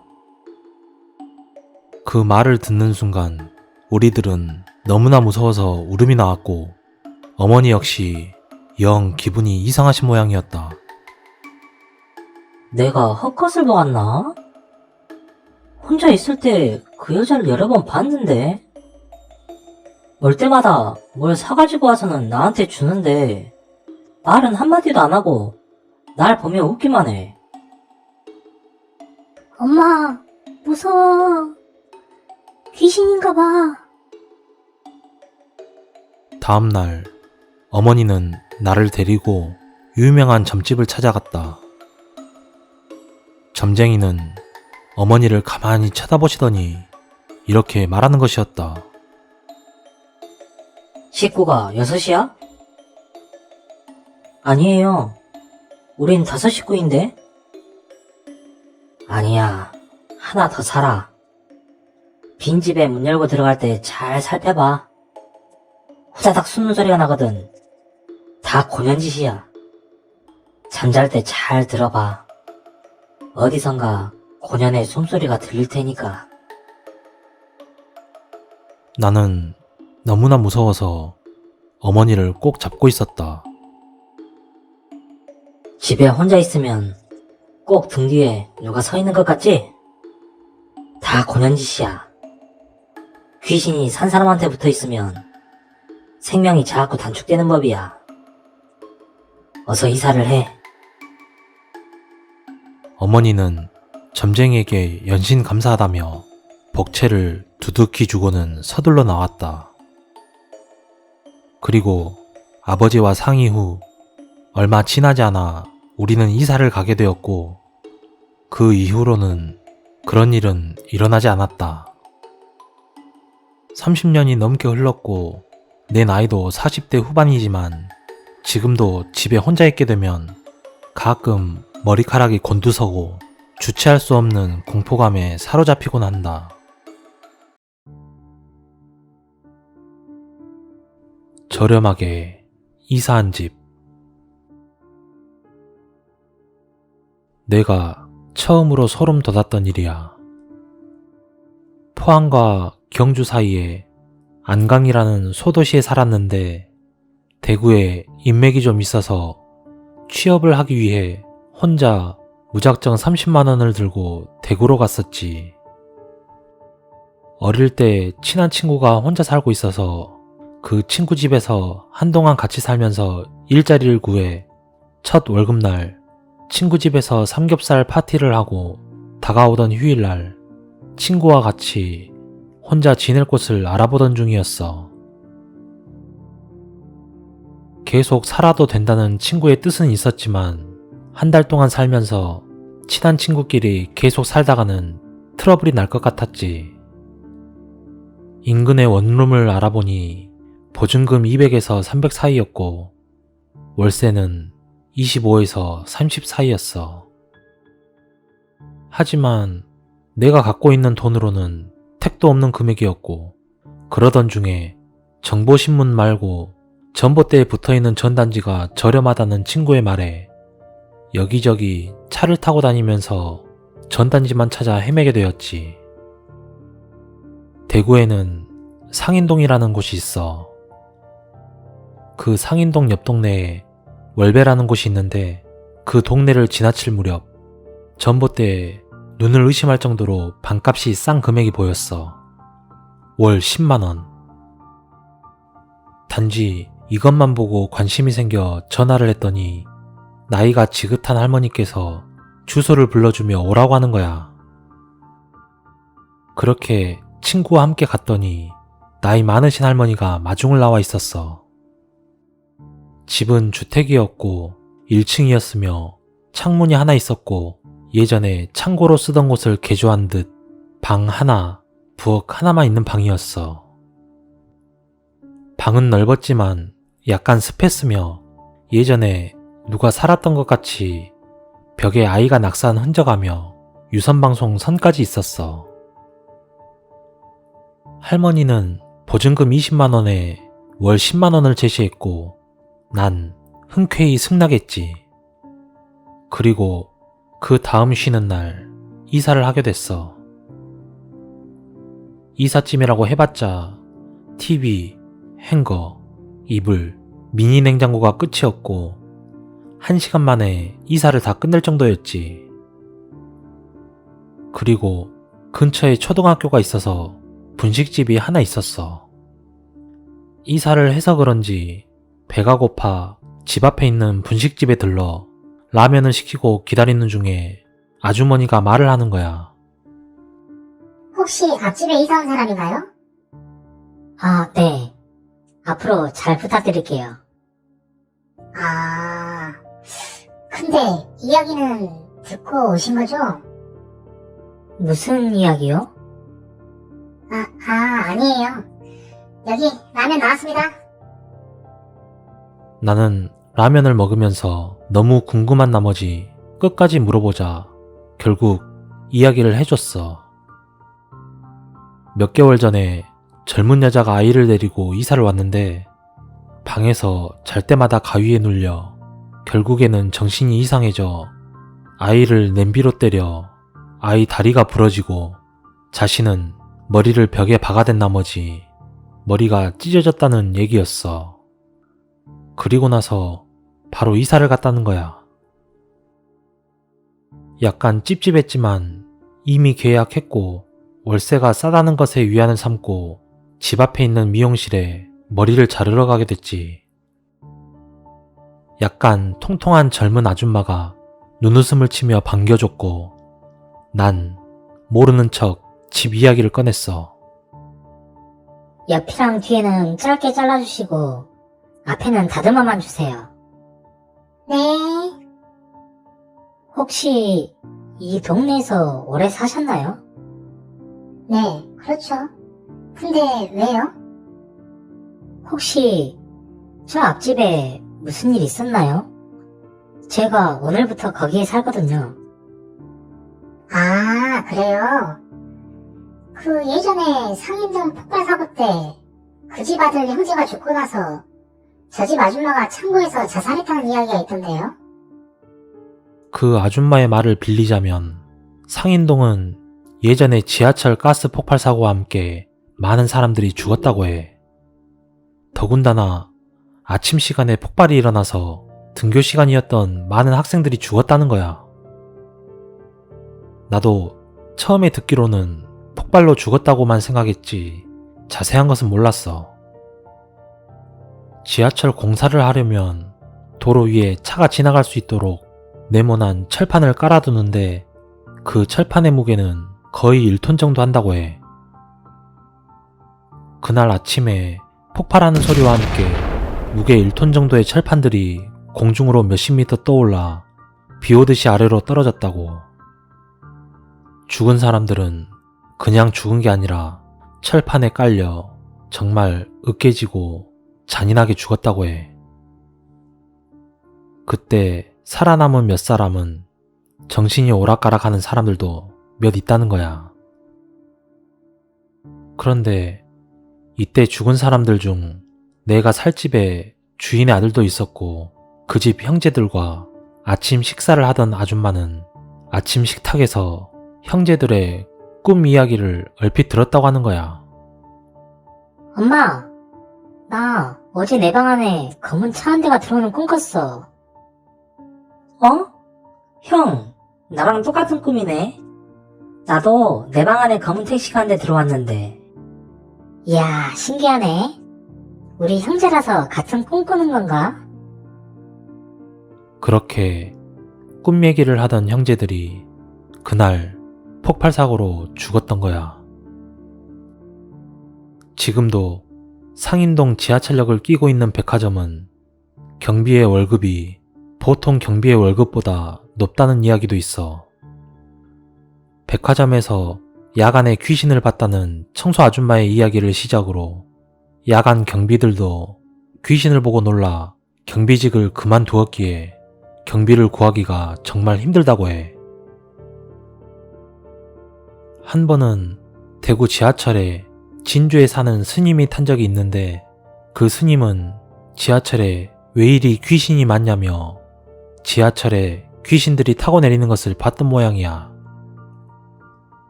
하긴 대구 지하철에는 상인동 폭발과 시내 화재로 엄청난 사람들이 잔인하게 으깨 죽고 뼈만 남을 정도로 타 죽었으니 말이야. 그렇게 미용실에서 머리를 자르고 나와 집으로 들어가기 허전해서 인근에 있는 PC방에 들리게 되었어. 스타크래프트를 몇 판 한 뒤 인터넷 쇼핑으로 거울 하나를 주문했어.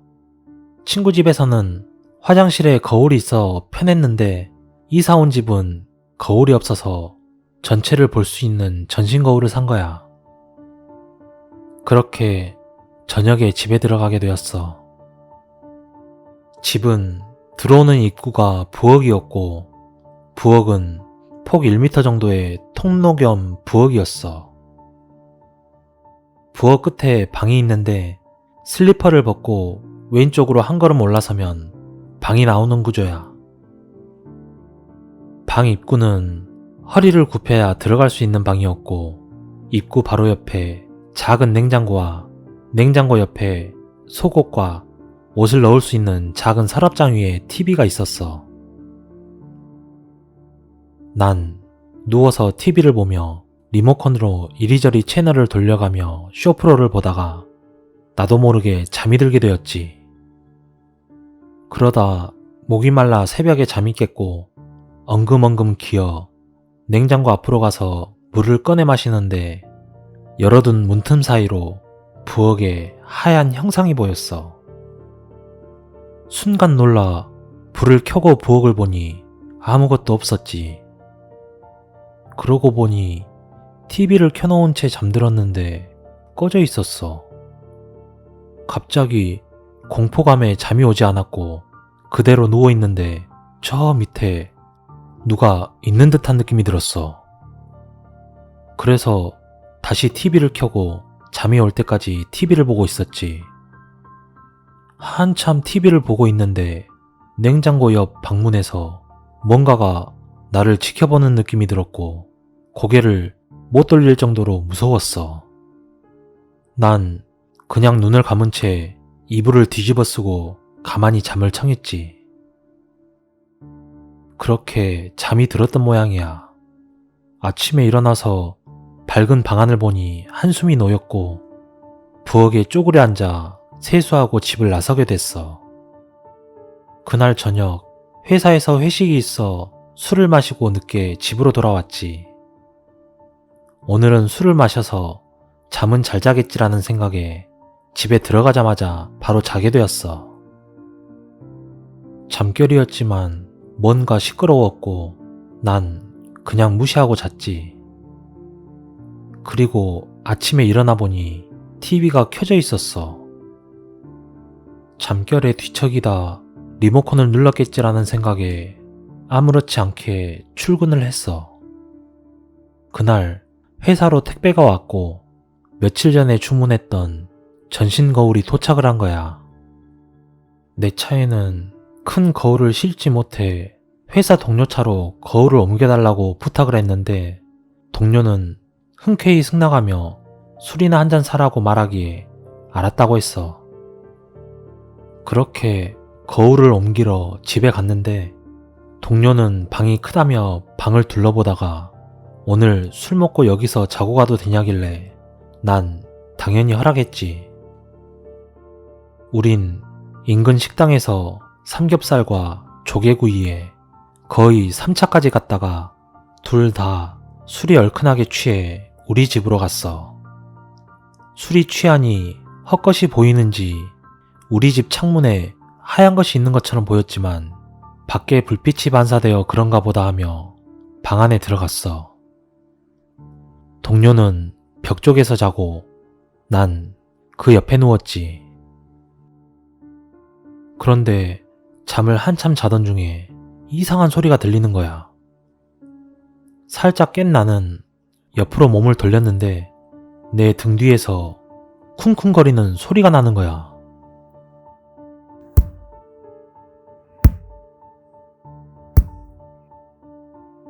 고개를 돌려보니 동료가 벽을 보며 5초 간격으로 머리를 벽에 박는 거야. 그래서 속으로는 술 먹으면 박치기 하는 버릇이 있구나 하고 생각을 하던 중에 예전에 들었던 말이 갑자기 생각나서 움찔했어. 오늘 사왔던 전신 거울을 머리맡에 비스듬히 눕혀놓고 잤는데 그 거울을 스치듯 보는 순간 거울 속에 어떤 아줌마가 동료의 뒷머리를 잡은 채 벽에 박아대고 있었어.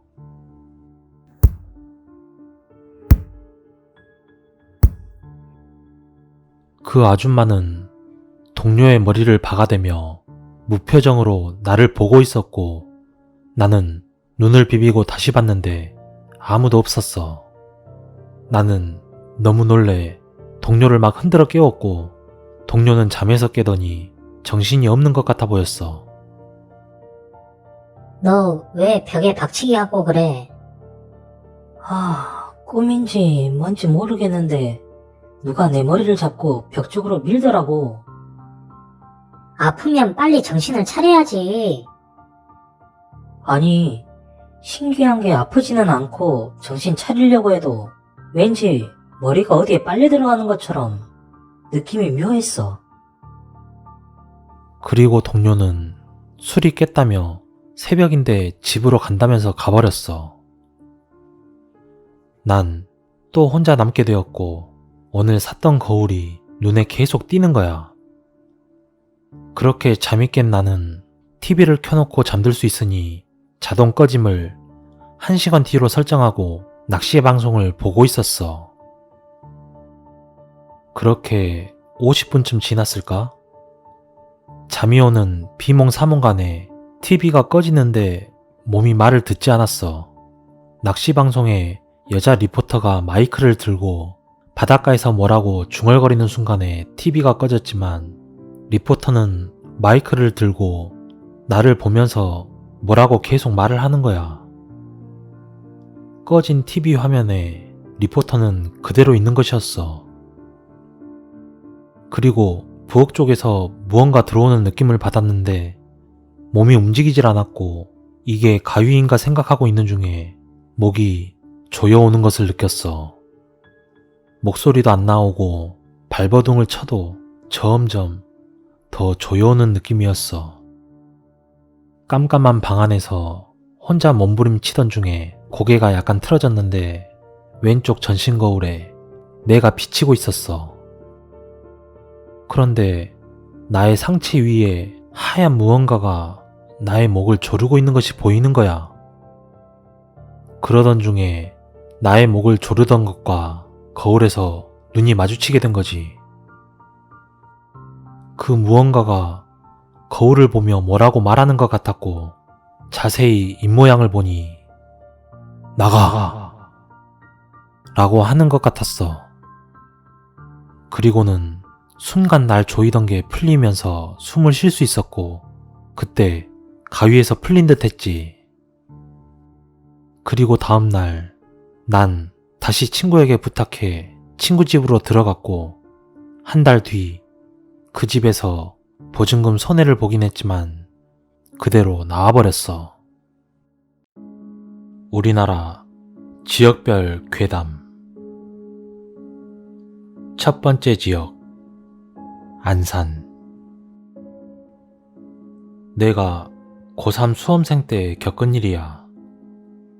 우리 학교는 안산에 위치한 초지 고등학교이며 본관 건물 하나와 별관 건물 2개가 있는데 별관 건물 2개는 서로 마주보고 있는 형태야. 별관 A에는 내가 입학하고 나서 생겼으며 체육관이고 별관 B 2층엔 우리 교실이 있었어. 우리 반에서 별관 A가 훤히 보이는 위치였지. 사건이 일어난 날은 고3 1학기 기말고사 시즌이었어. 대학의 심각성을 알지 못하고 놀던 1, 2학년 때와는 달리 고3 땐 현실을 직시해 열심히 공부를 했었어. 집에서 공부를 한참 하다가 영어를 하려는데 교과서만 가져오고 교재를 놔두고 온 걸 깨닫게 된 난 주말이었지만 눈물을 머금고 학교로 향했지. 여름이라 낮이 길긴 했지만 그땐 이미 밤 9시가 넘은 시간이라 굉장히 어두웠어. 아무도 없는 그 시간의 학교는 정말 무서웠어. 하지만 가장 중요한 시기에 시험을 망치는 것보다 무서운 게 없다고 생각했기에 우리 교실로 향했지. 비상구의 초록불빛, 도로의 가로등과 핸드폰의 불빛만으로 의지한 채 학교로 들어갔어. 처음엔 경비실에 가서 아저씨와 함께 동행하려 했지만 순찰을 갔는지 아저씨가 없었어. 간신히 반에 도착한 나는 문 위에 놔둔 열쇠를 더듬더듬 찾아 문을 열고 불을 켜고 들어갔어. 아까 말했다시피 우리 반에선 반대편 별관 A가 훤히 보였어. 별관 A는 4층까지는 교실이었고 5층부턴 신설한 체육관이야. 그렇게 내 사물함을 열어 EBS 교재를 꺼내고 나오는 순간 5층 체육관에 좁고 길쭉한 창문에 무언가 비쳐 보이는 걸 봤어. 사람 형상이었지만 굉장히 부자연스러운 움직임이었고 뭔가에 홀리게라도 한 것 마냥 계속 쳐다봤지. 그 순간 건너편의 그 물체와 나는 눈이 마주치게 된 거야. 그러더니 그 물체가 씩 웃는 거야. 순간 등에 소름이 돋고 공포감이 극도로 달했어. 계단 쪽은 유리로 되어 있어 누군가가 계단을 내려가고 올라가는 게 훤히 보였는데 그 알 수 없는 형체는 관절이란 관절이 다 꺾이며 정말 영화에서만 보던 귀신처럼 계단을 내려오기 시작했어. 굉장히 빠른 속도였고 시야에 그 물체가 무엇인지 정확하게 보이기 시작했을 때 그 형체는 온 몸이 불에 그을린 것처럼 새까맣고 눈이라고 생각했던 그 부분은 뻥 뚫렸으며 입은 끔찍하리만큼 찢어져 피를 질질 흘리는 모습이었어. 그러더니 내가 있는 건물로 들어오는 거야. 난 잡히면 죽는다는 생각에 반대편 계단으로 내려가는데 소리가 들렸어. 마치 관절 꺾는 듯한 소리였어. 그 순간 나는 학교 정문 밖으로 미친 듯이 뛰었고 나중에 교재를 떨어뜨리고 온 걸 알아챘을 땐 이미 돌아갈 수 없을 만큼 공포감에 휩싸였지. 그리고 다음날 평소 등교 시간보다 1시간 일찍 등교를 했는데 내가 어제 도망쳐왔던 계단엔 내 책이 떨어져 있었고 무언가에 손자국이 묻어 있었어. 친구에게 이야기하니 믿지 않았지만 나중에 알아보니 그 형체를 본 사람이 한둘이 아니었다고. 두 번째 지역, 안양. 안양은 아파트도 많고 살기 좋은 곳이지만 30년 전만 해도 허허벌판이었어. 내가 아주 어렸을 때 아파트가 들어서기 시작했는데 내 친구 중 민규라는 아이는 거의 처음으로 지어졌던 아파트에 살고 있었어. 그 당시만 해도 아파트에 산다는 것은 부러움의 대상이었고 또 그만큼 가정이 부유했다는 뜻이었지. 나는 매일같이 민규네 집으로 놀러갔어. 민규랑 놀기 위해서라기보단 민규네 집은 항상 수입 장난감이며 과자가 가득했기 때문이야. 그렇게 매일같이 민규네 집으로 가서 놀다 보니 나중엔 부모님들끼리도 친해지게 됐어. 그래서 민규 어머니와 우리 어머니는 시장도 같이 보시고 자주 만나서 이야기를 나누곤 했었지. 그러던 어느 날 민규와 민규 어머니 그리고 우리 어머니와 나 이렇게 넷이서 시장을 갔다가 민규네 집 앞으로 걸어오는데 민규네 아파트 앞에 웬 바나나 파는 트럭이 한 대 있는 거야. 평소 같으면 민규가 어머니께 집 열쇠를 받아 나와 같이 먼저 집으로 올라갔을 텐데 갑자기 바나나가 먹고 싶어진 나는 어머니에게 바나나를 사달라고 조르는 바람에 민규가 먼저 집으로 올라갔어. 그리고 얼마 후 엄마! 민규 목소리가 들렸어. 난 그 소리를 듣고 잠시 위를 쳐다봤는데 민규가 아파트 복도 창문에 상반신을 거의 다 내놓고 우리를 향해 손을 흔들고 있는 거야. 그걸 보던 민규 어머니는 위험하다고 외쳤고 그 순간 민규의 몸이 기우뚱하더니 민규가 밑으로 떨어져 버린 거야.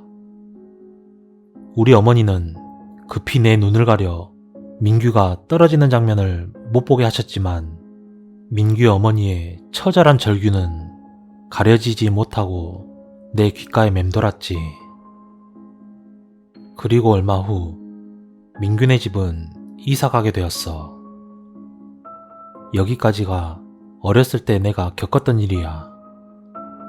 그렇게 몇 년 후 난 우연히 어릴 적 앨범을 보게 되었어. 나와 민규랑 같이 찍은 사진이었고 처음엔 얘가 누군가 싶어 물어보니 민규라고 하는 거야.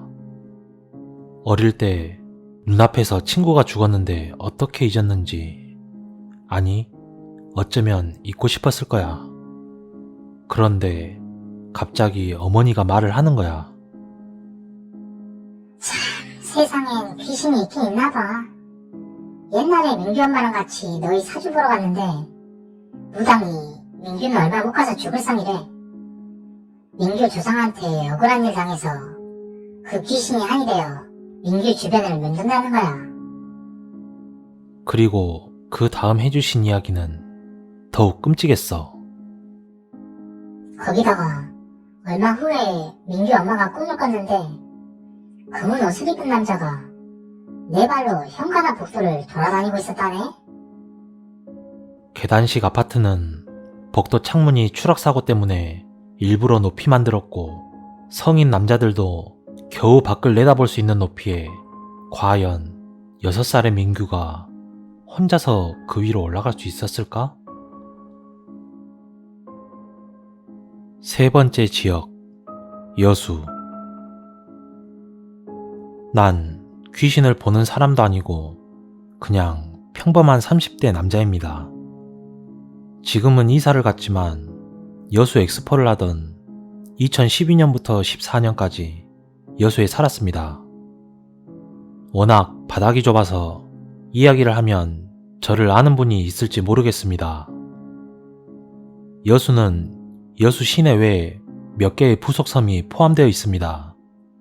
그중 가장 큰 섬이 돌산인데 다리도 2개 놓여있고 제법 큰 섬입니다. 이날은 돌산을 건너자마자 횟집이 쭉 늘어선 그 어딘가의 횟집에서 회식이 있었던 날입니다. 전 술을 조금이나마 덜 먹고자 스쿠터를 끌고 갔습니다.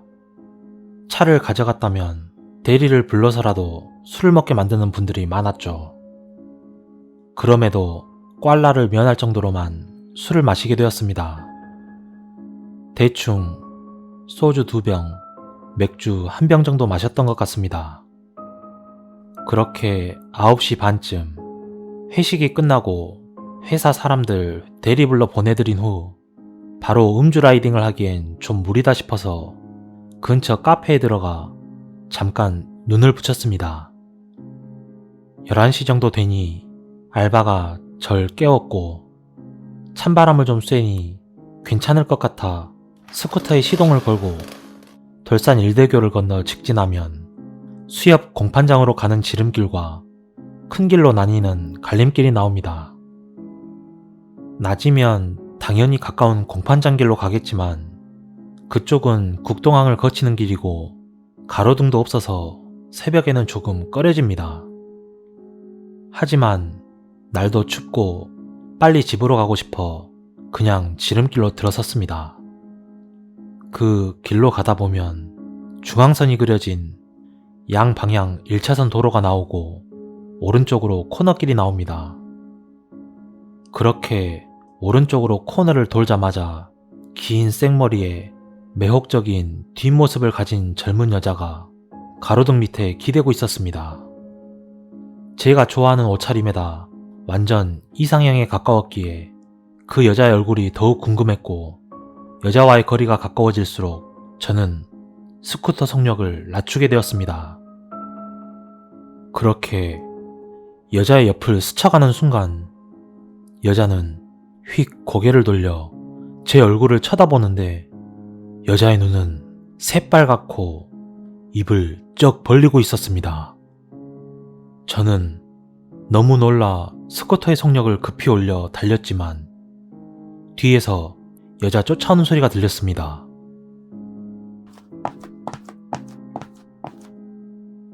그러더니 거리가 어느 정도 벌어지자마자 미친 듯이 쫓아오는 겁니다.